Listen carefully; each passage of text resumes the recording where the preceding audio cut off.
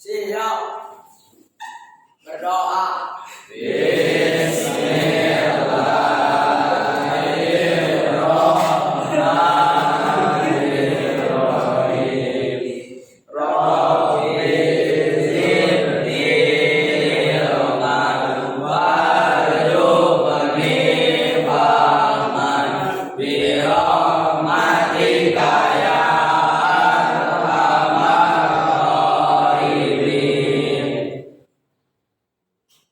Selesai. Baik anak-anak, sebelum belajar kali ini kita mulai, Bapak akan mengabsen kalian terlebih dahulu. Yang disebutkan namanya jawab hadir dan acungkan tangannya. Dafa, Hadir. Alif, Hadir. Sahar, Hadir. Damat. Hadir. Alhamdulillah semua hadir ya. Dan selanjutnya silakan rapihkan tempat duduk kalian, duduknya yang benar-benar rapih ya, kursinya disesuaikan dengan kursi sebelah. Nah, setelah itu perhatikan di lingkungan kalian. Kalau ada sampah silakan pungut sampahnya dan simpan di kolong meja kalian.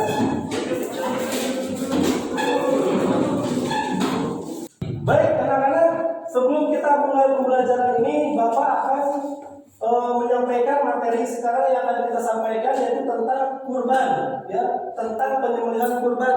Dan di dalam penyembelihan kurban ini, Bapak akan sampaikan tujuan daripada pembelajaran ini. Yang pertama adalah melalui tanya jawab peserta didik dapat mengartikulasikan pengertian kurban, hukum, dan dalil tanpa bimbingan guru. Yang kedua, melalui diskusi peserta didik dapat menelaah sejarah kurban dengan petunjuk buku. Dan yang ketiga, melalui video pembelajaran, peserta didik dapat mensimulasikan pembagian dan distribusi daging kurban tanpa bimbingan guru. Dan untuk setelah tujuan itu, maka Bapak akan sampaikan materi sebelumnya, yaitu tentang, ada ingat? Materi sebelumnya Bapak menjelaskan tentang penyembelihan, ya, penyembelihan. Nah, itu penyembelihan kita sudah bahas semuanya, tata cara menyembelih seperti apa, rukun menyembelih seperti apa, macam-macam menyembelih seperti apa. Nah, untuk pelajaran sekarang yaitu khusus tentang kurban yang akan Bapak sampaikan, ya. Dan Bapak sudah siapkan beberapa alat peraga, diantaranya ini anak-anak. Ini adalah bentuk apa? Unta. Nah, nanti ini akan kita jadikan alat peraga. Bagaimana kita menyembelih unta yang benar, bagaimana kita membagikan daging unta setelah kita sembelih untuk hewan kurban. Dan untuk selanjutnya, Bapak akan memperlihatkan gambar yang ada di layar kalian di depan. Silakan simak gambarnya. Nanti Bapak akan tanya tentang gambar yang ditayangkan di depan ini. Silakan perhatikan ke depan. Sudah memperhatikan? Ya. Nah, sekarang Bapak akan tanya, Azril, gambar apa yang Azril lihat di depan? Menyembelih. Alpan, gambar apa? Memotong. Bisa.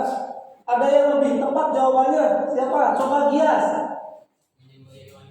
Menyembelih hewan kurban. Kenapa di sini dikatakan menyembelih hewan kurban? Karena terlihat ada hewannya, ada yang menyembelih, dan ada orang-orang yang menyaksikannya di sekitar. Nah, ketika kita melihat gambar seperti ini, maka analogi kita sudah pasti ke hewan kurban. Nah, baik, kalau sudah dilihat gambarnya, maka sekarang Bapak akan panggil atau silakan siapa yang siap untuk menganalisis gambar yang kalian lihat di depan. Siapa yang pertama? Saya, Pak. Baik, silakan.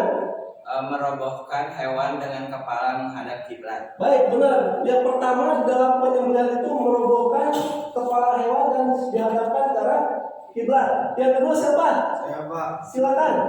Awali dengan membaca basmalah. Diawali dengan membaca basmalah. Selanjutnya gambar yang depan. Saya, Pak. Adri. Lakukan pemuritan. melakukan pengulitan. Selanjutnya, Siapa? Mengeluarkan si kuda yang hati-hati. mengeluarkan isi perutnya dengan hati-hati supaya bersih. Isi perutnya dikeluarkan dengan hati-hati supaya bersih. Selanjutnya siapa? Membungkus dari kurban. Membungkus dari kurban. Kenapa dibungkus? Bagi-bagi. Ada kemudian untuk Dibagikan. membagikannya. Dibungkusnya dengan apa? Jangan dibungkus selain kresek, contoh dengan kertas. Nah, jangan dibungkus dengan kertas karena itu akan merusak kemasannya dan daging tidak akan terlindungi dengan baik. Dan yang selanjutnya, terakhir, ya, kenapa? Menjaga kebersihan daging kurban. Menjaga kebersihan daging kurban. Tujuannya supaya daging kurban dapat dikonsumsi dan aman untuk dimakan oleh masyarakat. Baik anak-anak, berhubung sekarang kita menjelaskan tentang kurban, maka terlebih dahulu Bapak akan sampaikan apa yang disebut dengan kurban. Kurban itu adalah menurut bahasa koroba yukoribu kurbanan, artinya itu korib. Korib itu adalah dekat. Nah, menurut bahasa itu kurban korib. Menurut istilah mendekatkan diri kepada Allah dengan cara menyembelih hewan. Jadi ketika kurban, tujuan menyembelih hewan kurban itu hanya untuk mendekatkan diri kepada Allah. Rasulullah pernah bersabda dalam sebuah hadisnya mengatakan bahwa la yanallahu ruhumuha walakin yanallahi taqwa. Allah itu tidak akan pernah menerima dagingnya, tidak akan pernah menerima darahnya, ya. Tapi Allah itu menerima ketakwaan kita. Jadi mau besar hewannya, mau kecil, mau banyak, mau sedikit, tapi yang diterima oleh Allah itu adalah ketakwaannya. Selanjutnya, kurban itu dijelaskan di dalam Quran surat Al-Hajj. silakan Mildan, dijelaskan dalam Quran surat Al-Hajj. Al-Hajj dan Quran surat Al-Kausar. Ya, Al-Hajj dan Al-Kausar. Coba bacakan Mildan surat Al-Kausar 1 sampai Al-Kausar itu ada berapa ayat? 3. Coba Mildan ayat 1. Kamu dulu. Bismillah. Bismillahirrahmanirrahim. Inna a'tainakal kautsar fasholli li rabbika wanhar. Inna syani'aka huwal abtar. Itu adalah dalil tentang kurban, dijelaskan dalam Quran surat Al-Kausar 1 sampai 3. Nah, di situ dijelaskan fasholli li rabbika wanhar. Ya, di ayat 2-nya, salatlah kepada Tuhanmu, wanhar dan kurban. Nahar di situ diartikan kurban dan kurbanlah. Nah, maka ketika ada fi'il amr dalam Al-Quran, hukum kurban menjadi perintah, menjadi wajib. Hukum kurban itu hukumnya sunnah, tidak wajib. Itu menurut Imam Maliki, Syafi'i, Abu Yusuf, Ishaq bin Rohawiyah dan Ibnu Munzir. Jadi kurban itu hukumnya sunnah. Nah, menurut pendapat ulama lain, ya, mazhab Hanafiyah, Hambaliyah itu mengatakan hukum kurban itu hukumnya wajib bagi yang mampu dan sunnah bagi yang tidak mampu. Yang mampu hukumnya wajib. Kenapa wajib? Ada dalil yang lain. Barang siapa yang mampu dan tidak berkurban, fala yaqrabana musholana, kata Nabi. Janganlah kalian mendekatkan pada tempat sholat. Ya, apabila ada orang mampu berkurban, tapi dia tidak berkurban, maka kata Nabi jangan pernah mendekati masjid. Kenapa? Karena sholatnya pun tidak akan diterima. Nah, tapi bagi yang tidak mampu, kurban itu hukumnya sunnah. Baik anak-anak, untuk selanjutnya Bapak akan perlihatkan lagi suatu gambar depan dan silakan simak gambarnya dan analisis gambar ini. Sudah dilihat gambarnya? Baik, setelah melihat gambar, ini gambar tentang apa? Sejarah. Untuk itu Bapak akan tunjuk salah seorang di antara kalian untuk menceritakan kesimpulan tentang sejarah tersebut. Mungkin di kelas ini yang mampu dapat ya. Silakan Bapak untuk menceritakan sejarah singkat tentang kurban. Peristiwa berkurban bermula ketika Allah Subhanahu wa taala menyuruh Nabi Ibrahim sallallahu alaihi wasallam. Jadi itu adalah sejarah tentang kurban. Jadi kurban itu diawali dari Nabi Ibrahim yang diperintahkan oleh Allah melalui mimpinya sampai 3 kali untuk menyembelih siapa? Ismail. Nah, ketika Nabi Ibrahim sudah mimpi 3 kali, akhirnya datang ke Nabi Ismail untuk menawarkan atau untuk menyampaikan perintah Allah itu. Karena Nabi Ismail adalah anaknya soleh, Nabi Ismail menerima ya perintah Allah yang disampaikan kepada Nabi Ibrahim. Akhirnya Nabi Ismail dibawa oleh Nabi Ibrahim untuk disembelih di suatu tempat ya di Mina namanya sekarang. Ketika Nabi Ibrahim mau menyembelih anaknya Nabi Ismail yang soleh itu, maka Allah memerintahkan lagi dalam surat Ibrahim ganti anaknya itu dengan seekor gibas. Gibas itu adalah kambing yang besar. Nah, ketika Nabi Ibrahim hendak menyembelih Ismail diganti dengan seekor kambing. Nah, disitulah awalnya sejarah tentang kurban. Payung. Bagus. Sekarang kita selanjutnya perlihatkan lagi gambar depan, ya. Perlihatkan, perhatikan gambar depan. Nah, silakan perhatikan dan simak serta analisis gambar yang ada di depan. Nanti Bapak akan panggil tunjuk satu persatu tentang gambar yang di depan ini. Yang pertama gambar apa? Yang kedua? Yang ketiga? Yang keempat? Ini adalah hewan apa? Hewan yang boleh dilakukan untuk dikurbankan. Hewan yang boleh dijadikan untuk hewan kurban. Jadi ada 4 jenis. Ada unta, ada sapi, ada kambing, dan ada domba. Sudah melihat gambar yang depan tadi? Ya. Nah, sekarang Bapak akan tunjuk satu persatu atau siapa yang siap untuk penjelasan tentang hewan-hewan yang tadi dilihat oleh kalian. Unta, berapa tahun unta boleh disembelih? 5 tahun. Yang kedua, sapi. Sapi berapa tahun yang boleh disembelih? 5 tahun. Dari mulai usia 2 tahun. Domba dari mulai usia 6 bulan. Domba itu 6 bulan boleh disembelih. Dan yang terakhir kambing kapan? 1 tahun. Nah, kalau kambing boleh disembelih ketika berusia 1 tahun. Baik anak-anak, perhatikan ke depan. Ini adalah patung apa? Patung unta. Nah, tadi kita dijelaskan ketika menyembelih itu unta itu dihadapkan ke sebelah kiblat. Nah, kayak ini. Nah, unta itu kali ini disembelih. Ketika disembelih 1 kali sayatan.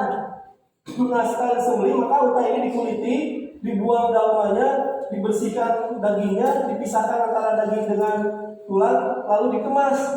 Nah, dikemas itu dipilih dagingnya mana, tulangnya mana, dibungkus pakai plastik, nanti baru dibagikan. Nah, itu cara proses penyembelihan dan proses pembagian daging hewan kurban.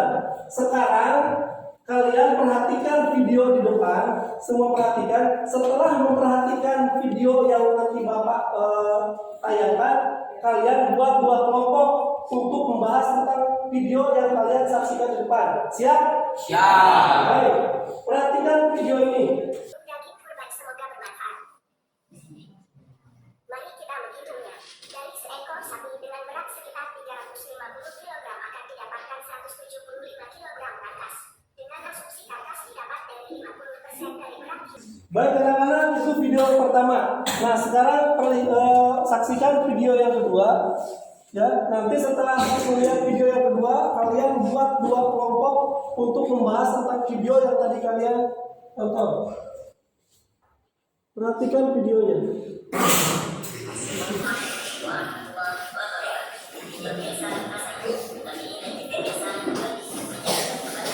Baik anak-anak, bagaimana sudah menyaksikan video yang tadi ditayangkan depan?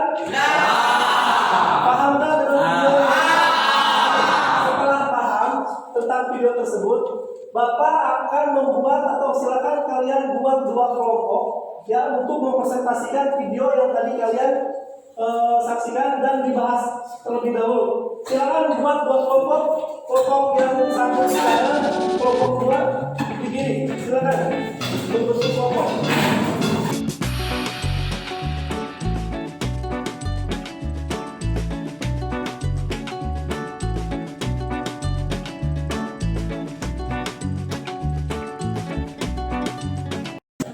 Baik anak-anak, sudah berdiskusinya? Perhatikan Ustaz. 2 kelompok perhatikan Ustaz. Nah sekarang dari masing-masing kelompok ada pemimpinnya. Nah pemimpin itu nanti akan mempresentasikan hasil daripada diskusi yang telah kalian lakukan tadi. Ya, kelompok pertama siapa tadi? Nah, silakan kelompok pertama untuk mempresentasikan hasil diskusi yang telah tadi dilaksanakan. Silakan hasilnya apa saja. Sebelumnya kasih tepuk tangan bersemangat.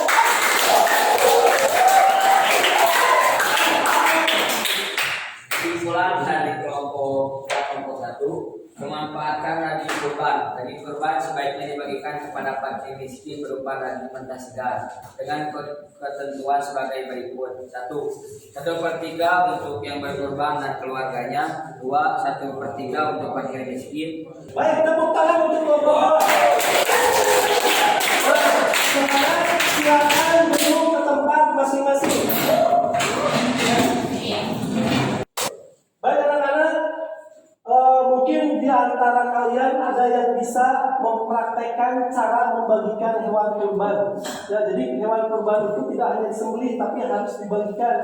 Nah, setelah pembahasan yang tadi, di antara kalian siapa yang siap untuk menjelaskan bagaimana tata cara membagikan hewan kurban? Cung, siapa yang siap? Saya Pak. Nah, silakan 2 orang tersebut ke depan dan presentasikan bagaimana cara membagikan daging hewan kurban. Silakan.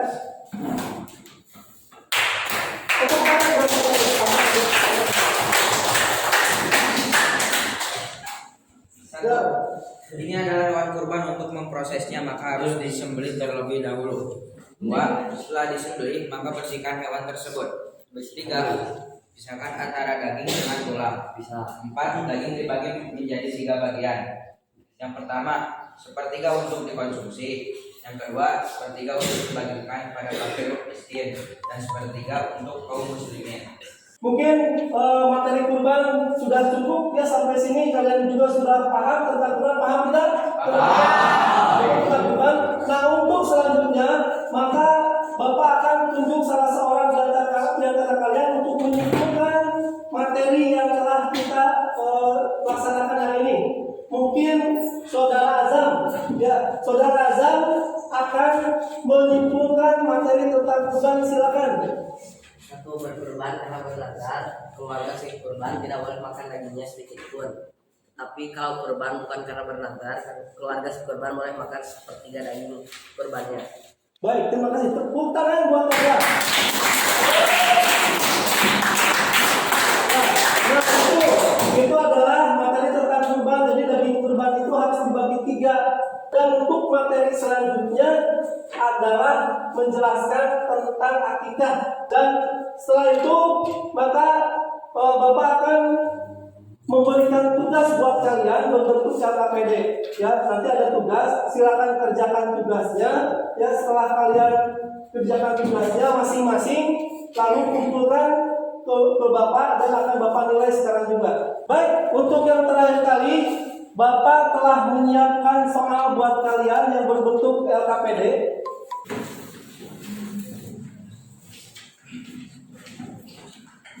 Silakan kerjakan LKPD-nya masing-masing. Setelah itu kumpulkan ke Bapak.